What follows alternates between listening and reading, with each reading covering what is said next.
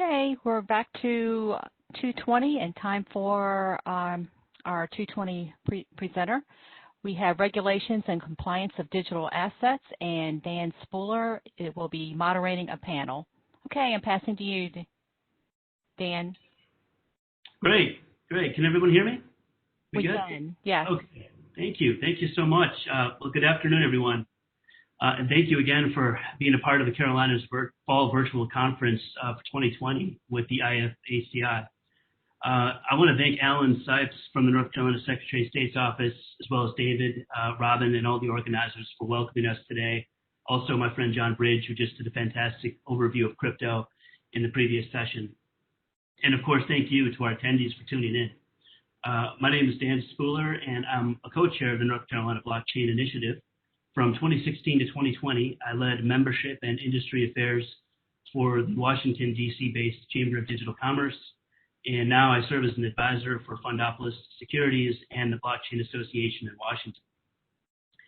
I'm honored to be joined today by three distinguished panelists: Miranda Ma, who's head of legal at OKCoin USA; David Spack, the chief compliance officer for BlockFi; and Benjamin Melnicki, who is a regulatory attorney and the former head of regulatory affairs for Ripple. Over the past several years, blockchain has jumped from a speculative novelty to a financial instrument, providing real economic solutions that are truly revolutionizing how we handle money. Tech innovators, including our panelists and the companies they represent, have been steadily building a vibrant industry that uses digital assets and open ledgers. And they're developing products that are servicing to bolster efficiencies and to bring greater transparencies. So without a doubt, crypto has proven to be a practical tool with enormous utility to our economy. And during today's session, we're going to examine several topics pertaining to cryptocurrencies, regulations, and compliance. And so before we get started, I really want to have an opportunity for our panelists to introduce themselves and to share with the attendees their background and how they became involved in this nascent space. So let's go ahead and kick it off, and we'll start with you, David. Thanks, Dan, and just want to echo Dan's thanks to the organizers of the conference and to all the attendees. So my background, much like a lot of legal and compliance folks in the space, is originally in the traditional financial services compliance space. I started my career in the regulatory group at the Boston Options Exchange. And from there, I moved into compliance at a few investment banks, most recently UBS. And from UBS, I went out to San Francisco to run the compliance program for an options floor execution broker and its group of affiliated firms. And while I was in San Francisco, I got interested in the fintech space. There's a lot of interesting stuff going on out there. And I ended up founding and building out the compliance program for a company called Funding Circle, which is a marketplace lending platform for small businesses. It's now publicly listed on the London Stock Exchange. While I was out there, had a family, got married, had a couple of kids, decided to come back to the East Coast. And so I ended up at a company called Bond Street, which is another small business marketplace lending firm. And while I was at Bond Street ended up getting acquired by Goldman Sachs, the Marcus unit. And one of the people I worked with at Bond Street went on to found BlockFi. So in the fall of 2017, I had lunch with her. Her name's Lori Marquez. And she told me about what she was working on. I really didn't know a whole lot about crypto at the time, but she and her co-founder, Zach, asked me if I could help them build out their initial AML policies and procedures before they launched the business. So I did that, and I started looking into crypto, and there was sort of a confluence of events because that was the end of 2017 was the first real crypto bubble or crypto spike where all the prices were going crazy. And it was interesting because there was pretty clearly some irrational exuberance in the market. When you looked at, say, the founder of Ripple and see that he's the sixth richest person in the world. Sorry, Ben, there's something off there. But at the same time, there was clearly something new and exciting in the underlying technology. And to me, it was clear that it was here to stay in some form or another. So I watched Flori and Zach build their company. And when they got to a point where they needed somebody to come on full time and build out a compliance program, I jumped at the opportunity. So I've been at BlockFi full time as the CCO since the beginning of 2019. And it's been pretty exciting. The growth has really been exponential. A year ago, I had one analyst, and now we have a 12-person compliance team and an 8-person AML KYC team. So I will leave it at that. I'll get into a little bit more about BlockFi and what we do later on. Well, thank you, David. Yeah, it was. I remember when I met you back in January. BlockFi was just. You're still going through a massive growth phase right now, so we're really excited to hear more about that. Miranda, how about we move over to you and let you introduce yourself? Thanks, Dan, and very excited to be here, everyone. My name is Miranda Ma. I'm head of legal for OKCoin. For those who are not familiar with the space, OKCoin is a centralized exchange. We have footprints globally, serving over 185 countries and areas. On the U.S. side, we're fairly new. So I was brought in as their first attorney back in 2018 when OKCoin just opened their office in Mountain View. And then from there, I have been with the company for more than 2 years and a half now. The office also grows from 3 people to more than 60 now. So it has been a very exciting journey. And before OKCoin, I was a capital markets lawyer, worked for Clifford Chance in their Hong Kong capital markets. And then from there, I moved down to London, did some investment banking on the risk side. So when I landed in Silicon Valley to start my fintech journey, Bitcoin and the crypto world is just amazing, and everyone has been talking about that in the payment sector. So I started looking at what's that about and how to get more information about that. So that's how I get involved. When OKCoin started expansion in US, they were looking for someone who have some traditional financial background and payment experience and have some legal knowledge in that regard. So I joined OKCoin. So that's where I came from and how I landed here. Thank you. Thanks, Miranda. Ben, let's go to you. Again, thanks, Dan. I would echo what David said. Thank you to the IAFCA, Alan, and yourself, Dan, for putting this together. I'm happy to be here. My story's not as exciting, but similar to both my panelists, co-panelists here. I most recent stop was at Ripple. I was a regulatory attorney for the business and handling the regulatory affairs matters for the Americas. Before that, I was a compliance officer and attorney at traditional financial services firms like Cantor Fitzgerald, Bank of America. And I was I would say my career, if you were to sum it up, has been I'm fascinated by the next big thing. So if you go back now almost 12 years ago and you think about 10, 12 years ago, you think about Dodd-Frank and how, the financial crisis disrupted how financial instruments are regulated and really was a seismic shift. I cut my chops on a lot of Title VII work with Dodd-Frank.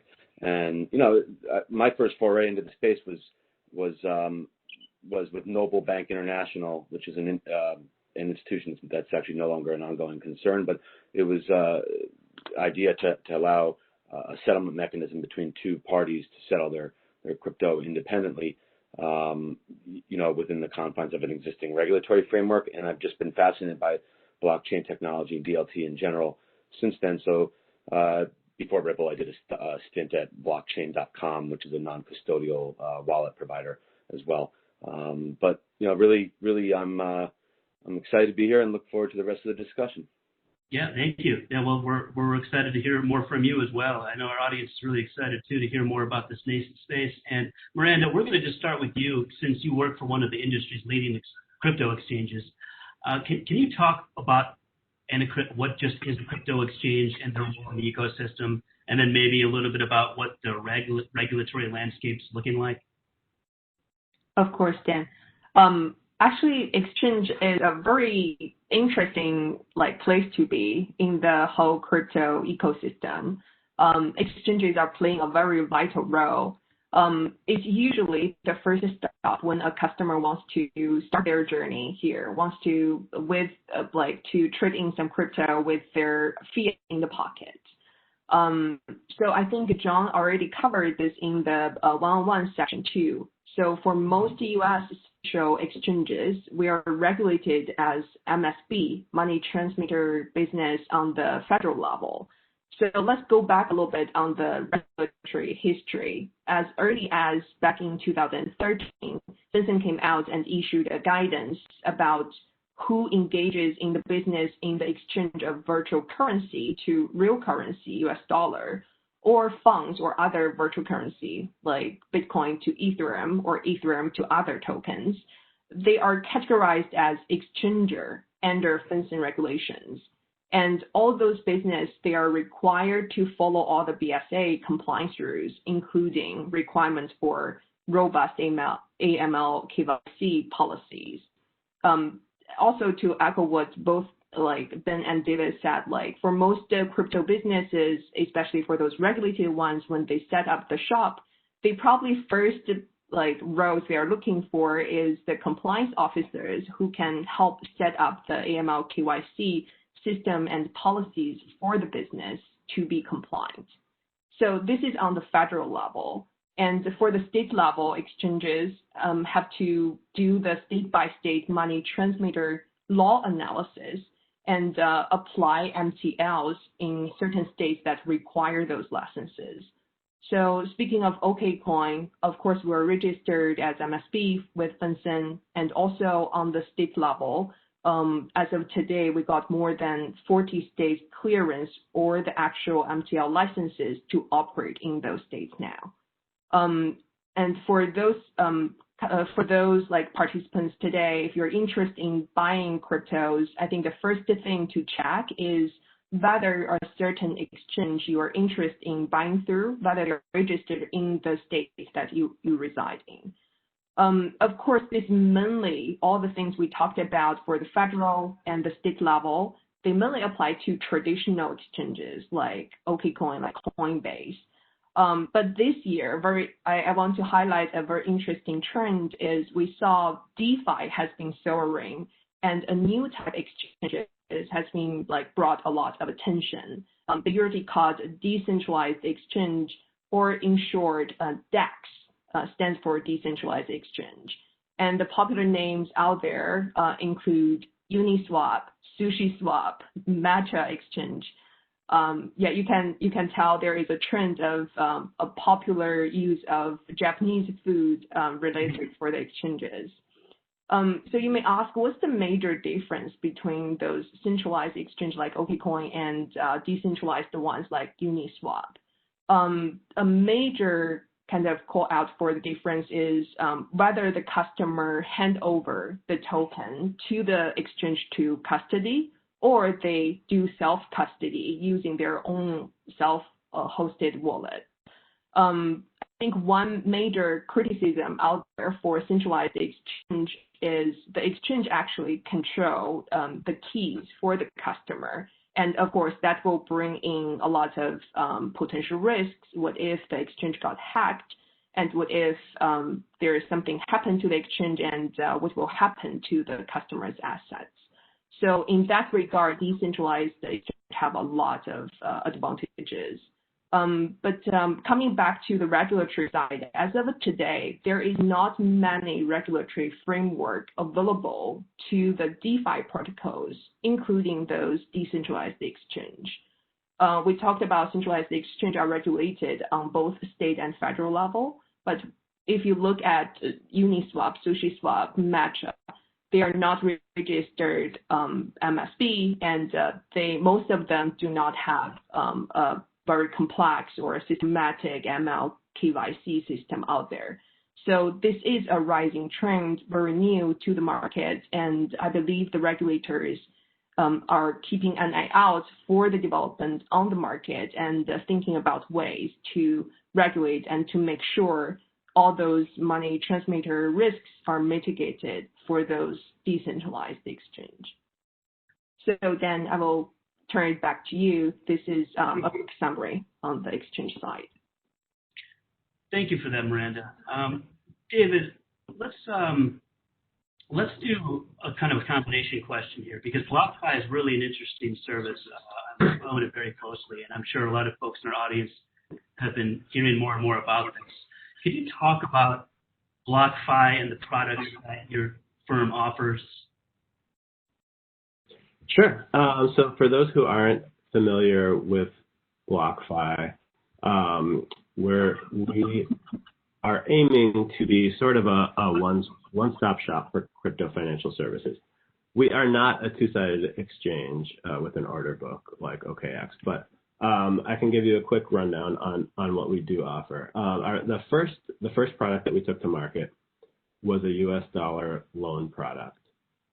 We take crypto as collateral, and we issue 12-month interest-only US dollar loans. So if you are holding $20,000 worth of Bitcoin and you don't want to sell it, either because you don't want to create a taxable event or because you think the value will continue to appreciate, but you want to get some liquidity, you can send us that Bitcoin as collateral, and we'll loan you up to half the value of that Bitcoin.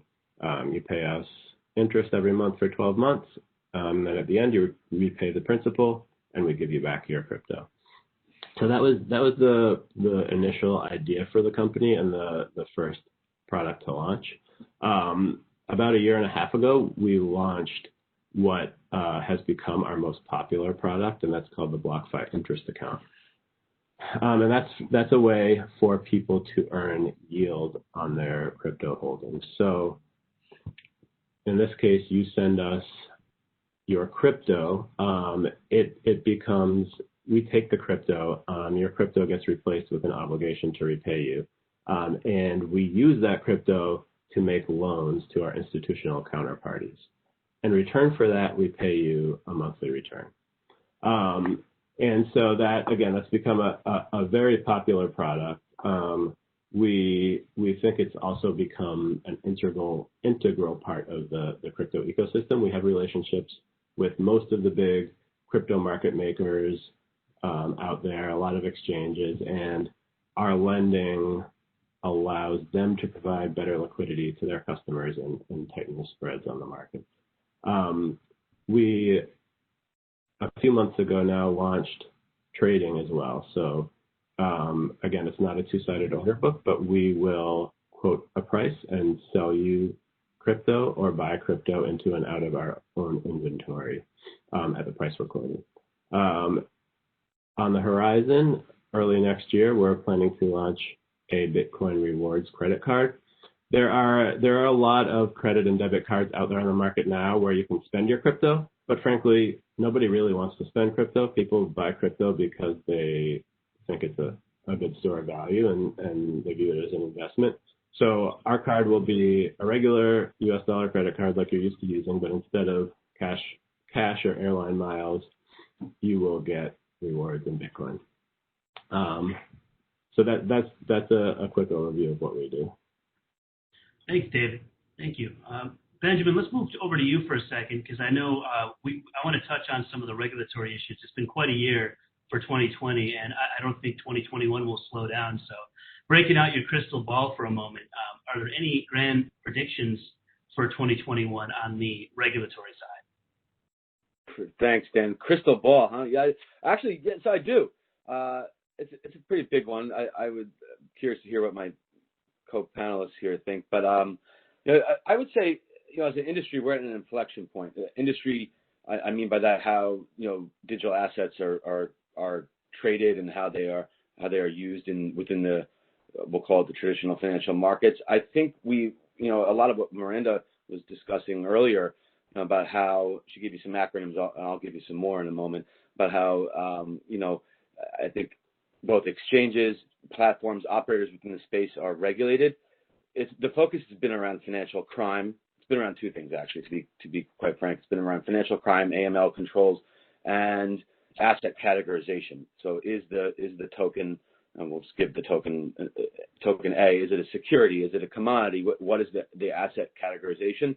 And that's a natural, if you think about it, it's a natural step for when you don't really know how to regulate something or you don't really know what it is.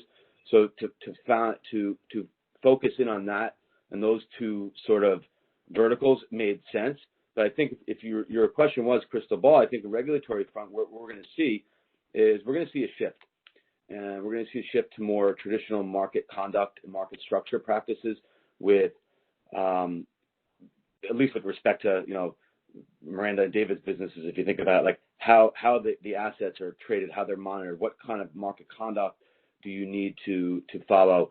And if you really, the reason why I think that is important to highlight, and I think it's an important prediction. Crypto, digital assets trade, if you think about it, like foreign exchange. They're in currency pairs for the most part. You have a crypto asset could be versus another asset or a digital or against a fiat currency. And, if you think about the traditional foreign exchange markets where I've spent some time working in, there really is there's no per se, laws, rules, and regulations around spot trading unless you are dealing with a derivative instrument. Let's say it's a non-deliverable forward, some sort of swap around that. Now, the way that the FX market sort of came to grips with this is it created a global code of conduct where a lot of market participants said, you know what, we have to really, really sort of figure out how to police ourselves or at least police the market. But I think, I'm not saying it's going to be seismic shift. I don't know whether it's going to be, legislative, regulatory, something. But I think if you take a prediction for 21 and everything else is going on in the world, if you want to do something, make a bold prediction that could actually play out in actuality, I think you're going to see a larger focus around market conduct practices. And I'm not saying a shift away from AML entirely because that's just not possible. But I think it's a natural maturation progression. So I think we'll see market practices and market conduct, and that is where we will likely need to see changes if there will be institutionalization. I totally agree with that. If I can just jump in, I think you're absolutely right. I think there's a lot of work that needs to be done there to create public confidence and institutionalization. And there are already organizations popping up like ADAM, the Association for Digital Asset Marketplaces, that's put together a code of conduct and is sort of an SRO light type organization. But I think there will be more of that. So I second what you're saying. So let's talk a little bit about David FinCEN. just wants to. Sorry, in there. David just wants. He has his plug to his boss for resources and hiring, and Miranda as well. Sorry, my boss isn't watching this, so maybe we'll record it. Then we'll be able to share it. Let's go over to FinCEN for a second because I know a lot of folks in our audience are very familiar with that body. So, Miranda, recently FinCEN proposed lowering the thresholds for the travel rule obligations. So, what's the travel rule, and why is it causing headaches for exchanges? Yeah, that's a really good question, Dan. I think I want to take one step back a little bit to dig down to the root to what is travel rule and why the crypto exchange are crying for it. So from the travel rule itself is nothing new. Actually, most of the traditional financial institutions we dealt with on a day-to-day basis, especially banks, they have been complying with the BSA, especially the travel rule. Think about when you try to make a wire transfer. Let's say Dan, you want to transfer 500. Let's say you are trying to transfer $5,000 to Miranda Ma, and when you initiate that request online, you have to put in a tons of information there. My name, probably my receiving bank's address, my information, any SWIFT code if it's an international transfer too, the basic information to identify me as the recipient. So all those information together with the money actually transferred among the banks. So the banking system actually have an infrastructure to transfer those information in a securely and identifiable way. So that's the traditional financial rule, and the traditional financial institutions are okay with it and have been doing it for a long time. We mentioned earlier that exchanges are regulated as MSB on the federal level, and we have to also comply with the BSA rules, including this one. The whole travel rule came into spotlight because of the FATF recommendation came out last year in 2019. There was at first a proposal circling around and talking about crypto entities, not only exchanges, should also apply and obey the same rule. And FATF made a recommendation for all the members, countries and regions to came out their local rules to implement the same standard. And the deadline is coming. All the member states have to kind of provide status report by June 2021. And but to be honest, as the practitioner on the front line, especially exchanges are struggling with this rule. Why? Because we do not have the infrastructure as of today, as the banking system have invented and implemented in the past several decades. I think the main challenging one is from the data, from the technology perspective. What information to collect and how to securely transmit them among the exchanges, and how to make sure that all the exchanges implementing the same standard of data privacy measures in place to secure the data. The most recent development on that topic is I think FinCEN came out with a new suggestion recently, as Danny mentioned, to lower the amount from the $3,000 to $250K for international transference for specific cases. This actually put extra layer of pressure on the exchange because we saw a lot of those small amounts of transfers. Some grandpa, grandma, they test out the new industry. They want to test the water and buy some small amount of cryptos. But if this new rule got implemented, there are a lot of more data to capture and to be transmitted among the institutions. But honestly, I think it's a common struggle in the industry to figure out a common a mutually agreed on platform to transform that data. I think I will just leave it there. We probably can have a 24-hour session on this to discuss the solution. Well, Ben or David, I mean, this is a very important issue. Do you have any thoughts on this development? Yeah, I mean, I probably deferred more to David. It's his line of work, but it's look. It just goes to what we've all been talking about. What I said earlier. I mean, it's just going to be more and more developments, and I think this is a good sign. I would say it's just a sign of changing times. We're just going to, as an industry, we have to face that there's going to be more and more developments, and whether they're good or bad, we're going to have to decide when and how we push back and what we like and what we don't like. But substantively, I would defer to David. Mm-hmm.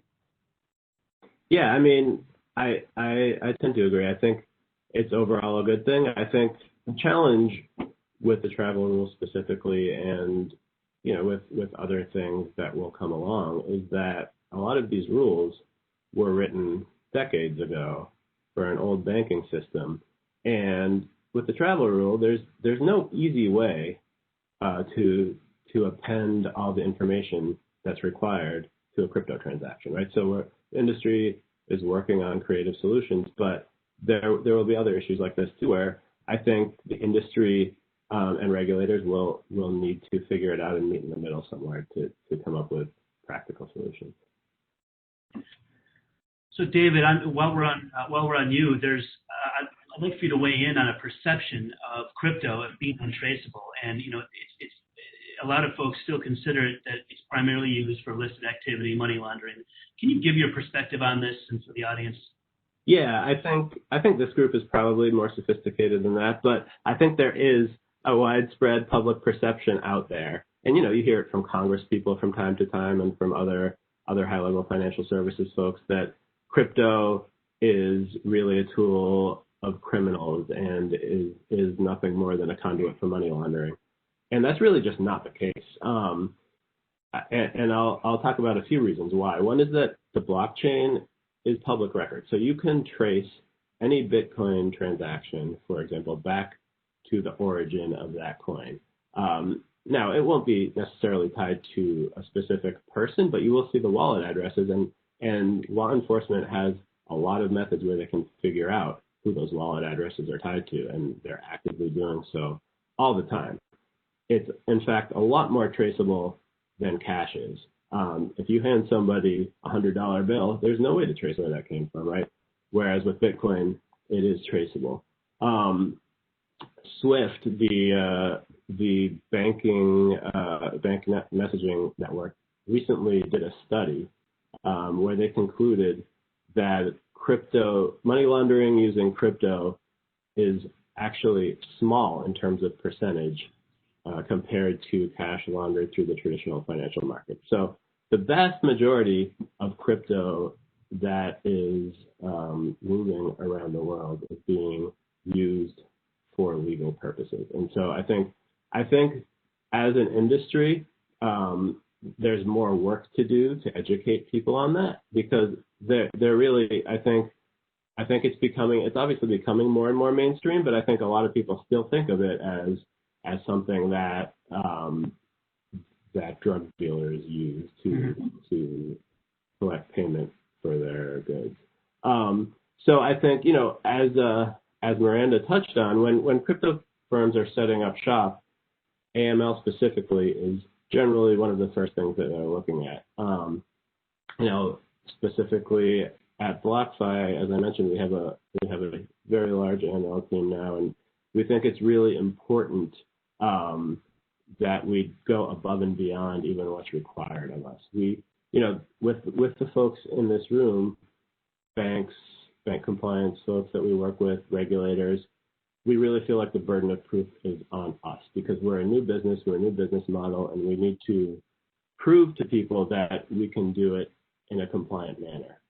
And we pride ourselves on doing that and cooperating with regulators. And in fact, when regulators come in and ask us questions, we see part of our job as education. A lot of regulators, it's the first time they've seen a business like ours. It might be the first time they've examined a crypto business at all. And so part of our role is to educate them and help them understand what we're doing, how it works, and why we're doing that.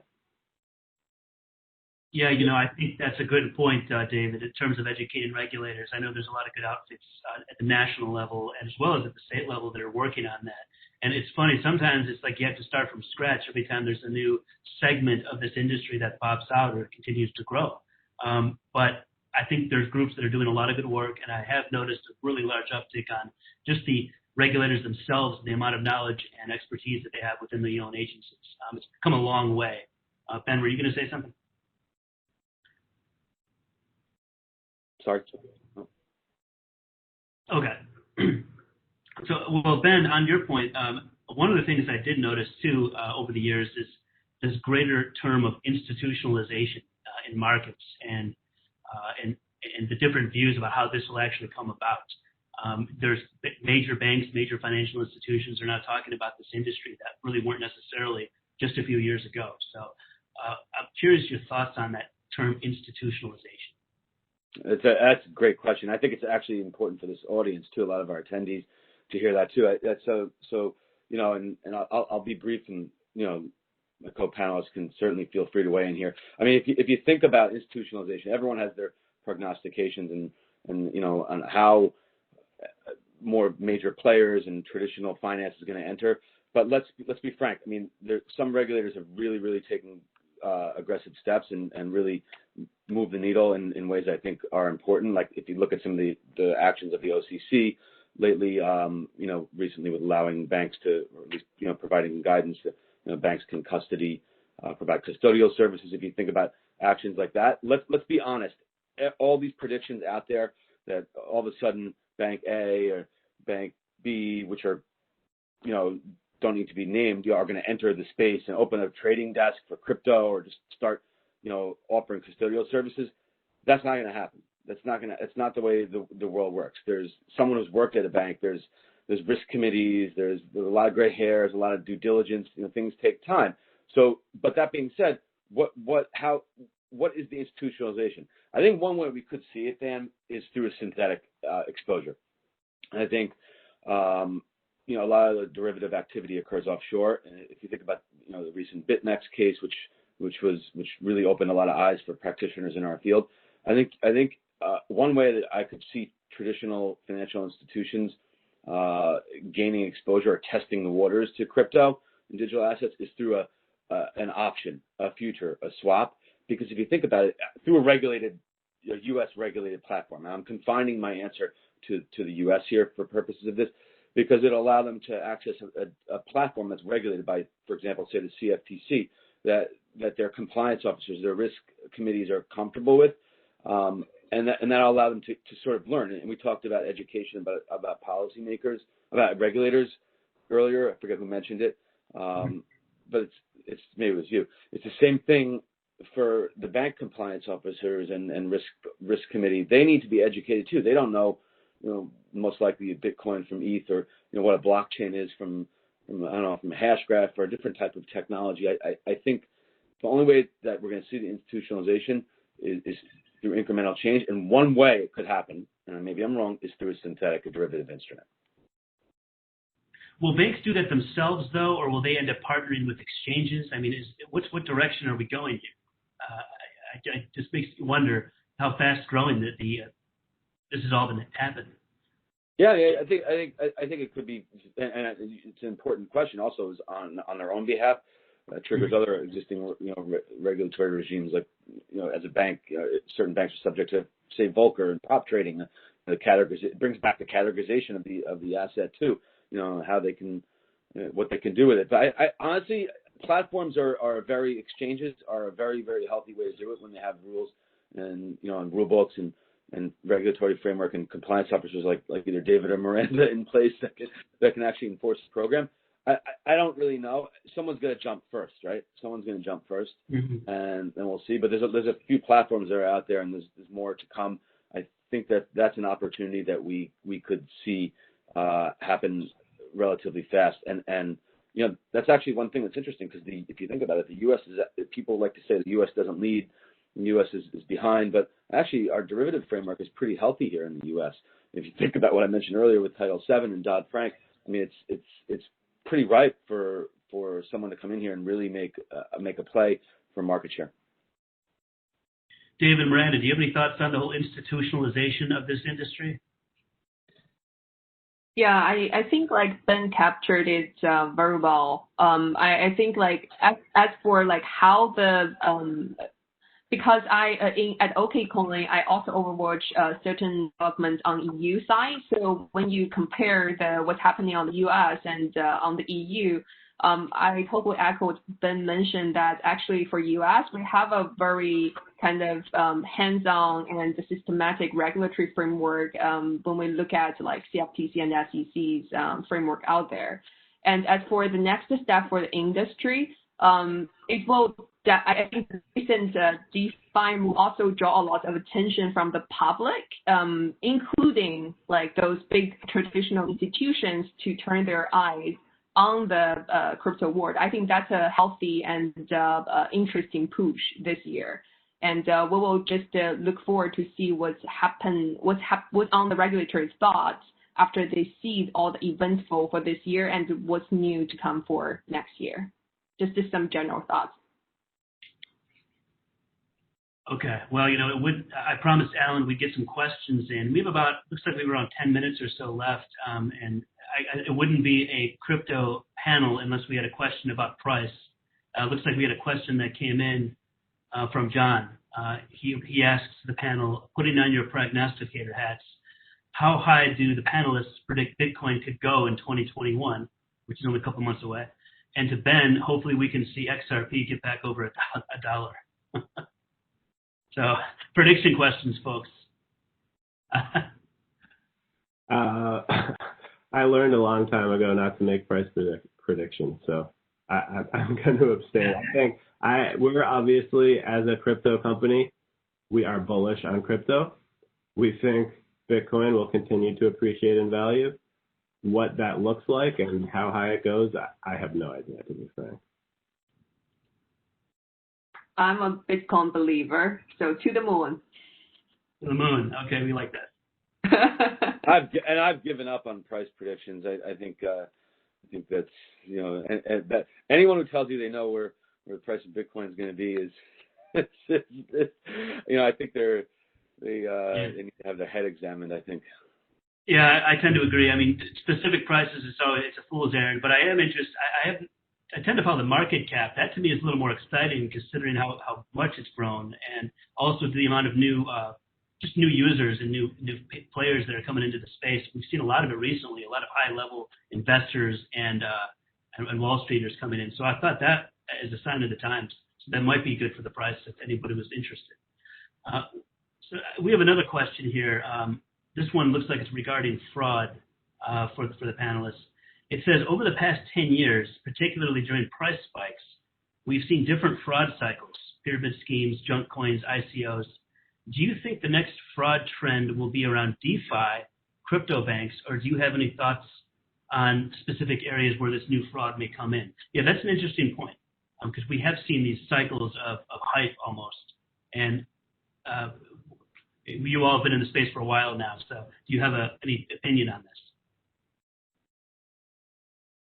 Yeah, I think DeFi is an interesting place to look. I think DeFi has a lot of potential, but it's also, like you said, part of the new hype cycle. And so we've sort of been very, very cautiously dipping our toes into DeFi, but I think it's so new, and all of these protocols are so new and largely untested that it is there's potential for both fraud and for just sloppy code that gets exploited, which you may have seen in the news recently. So anytime there's something new that generates yield or appreciates in price and people are jumping into it, there's always potential for scammers.